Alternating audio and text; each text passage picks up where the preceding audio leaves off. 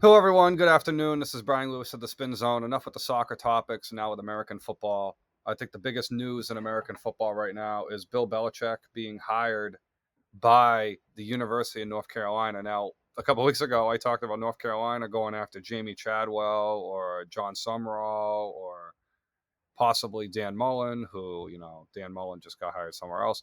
So, speaking of Dan Mullen's no longer out in the market, Bill Belichick becomes the primary candidate now. Bubba Cunningham, the athletic director at North Carolina, had said they wanted to get someone that knew how to win and knew how to build something. With the NCAA getting a salary cap, I wonder if that plays a factor in why they wanted Belichick. Bill, obviously being Bill, wants complete control of everything, and maybe everything he's saying about the NFL right now pretty much proves everything I've said for 10 years, which is NFL owners want stooges. They want yes men. Pretty much the coaches are just there to kind of handle the player egos. The general managers are there to select the team for the coaches to coach. And then the owners pay the general managers and the scouts to be able to build that player network up. So it's kind of like silly, right? A lot of these teams want coaches that can kind of handle the public better than coach at this point. Like that's kind of the way I feel. You see everything going on with the Patriots, the pressure of firing Gerard Mayo, which I think is premature. But then again, when Mike Vrabel's on the market and Kraft has a long time admiration of Mike Vrabel, there's a lot of inconspicuity here. Now, I'm a Ravens fan, okay? Longtime Ravens fan my whole life. So, me talking about the Patriots, why do I have a knowledge? Well, I used to work at 98.5, okay, on the street team.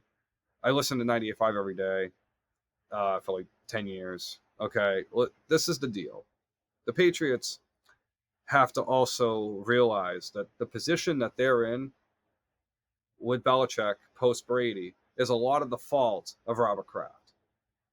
This is just my personal opinion. Because had they given Bill the permission to trade Tom Brady sooner, it would have made a mistake. But it would have been a mistake that you would have trusted your coach to make. By not letting him make that decision, it could have actually been bitter towards Belichick. And I think a lot of the disparities between Belichick and Kraft towards the end started with Jimmy Garoppolo and Tom Brady, that controversy. Because they did hold on to Jimmy Garoppolo too long, but at the same time, they were looking at Brady as an aging quarterback going, well, maybe we can just sacrimoniously move on from Brady and bring in Jimmy G and then extend our time frame of success a little bit, because having a stable quarterback prolongs your success in the NFL, as opposed to college, where even if you have a deficiency at the quarterback position, like some elite teams have had over the years, you can still have a lot of success with having great players at other positions. Now, with Belichick, Stephen Belichick's going to be his head coach. I mean, the head coach in waiting in North Carolina. That was a big contingent. He's going to make like $50 million over 5 years. He's 73, so I'm very interested to see how that's going to work, because they let Mack Brown go because Mack Brown was 72. But I also think Belichick 73 and Mack Brown 72 are totally different things. Mack Brown took North Carolina from the disaster that was Larry Fedora's 3-9 season in 2017. Sam Howell comes in, throws 37 touchdowns. They have Drake May. So essentially, the last 5 years, they've had Sam Howell and Drake May at quarterback. Who's going to be the quarterback going forward? I don't know. But they're going after Hosley from Penn State. Now, keep in mind, if they get Hosley from Penn State, this opens a can of worms where Belichick's influence could be huge, right? I mean, look at someone like a Tommy Castellanos, for example, right? That's someone that North Carolina now has more pull to get. Someone like a Jaden Humphrey from Georgia. Now, he's visiting Ohio State right now. But North Carolina's now going to have a chance to get a Humphrey, a great corner, highly rated recruited corner. Um, maybe someone like a Malachi Nelson, right, who's flamed out at both USC and Boise State, but he might be a better fit at UNC. Who knows? I want to see who Belichick's going to hire as his offensive coordinator. Now, he could get the band all back together. If Brian Daboll gets fired with the Bills, that's a possibility as well. Although I think Daboll would get hired so quick. I think Stefanski too from the Browns. Both of those guys deserve to be at better places than they are. But at the same time, you have Josh McDaniels. You could have Joe Judge. Of course, Patricia could be someone that's that Belichick's long admired that could be on that staff.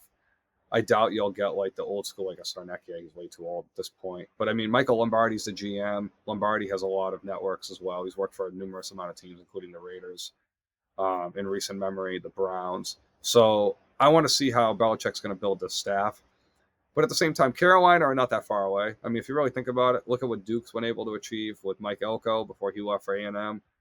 And, Georgia Tech were able to take Georgia to the brink with a team. Of course, Saban hyped them up preseason. Saban loved them, and so did I want to say Phil Steele was a big fan of the Georgia Tech roster as well, but that was a hard schedule.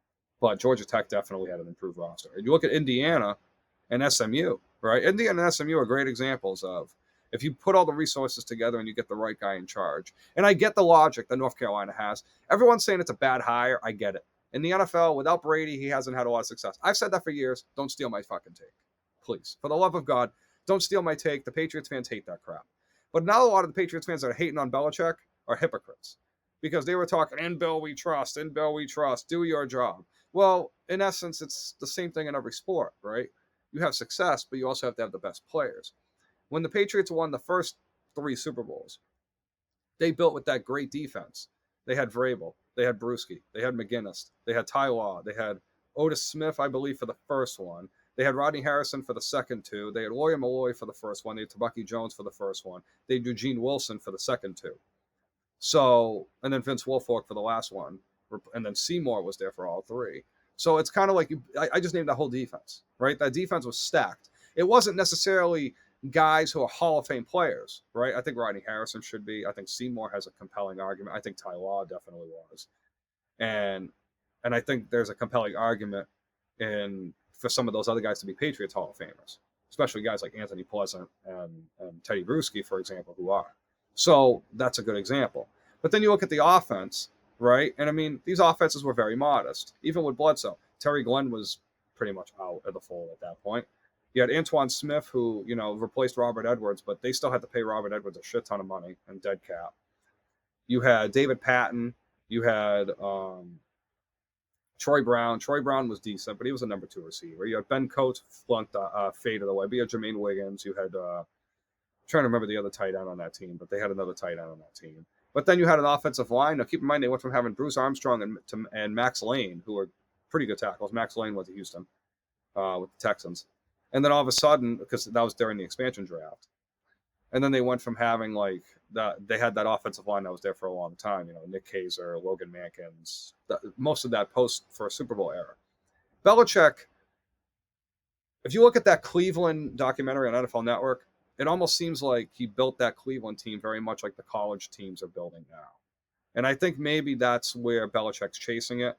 And if Stephen Belichick learns every single thing he can find from this and also build up his own networks. Now, keep in mind, his brother Brian is the defensive coordinator at Washington.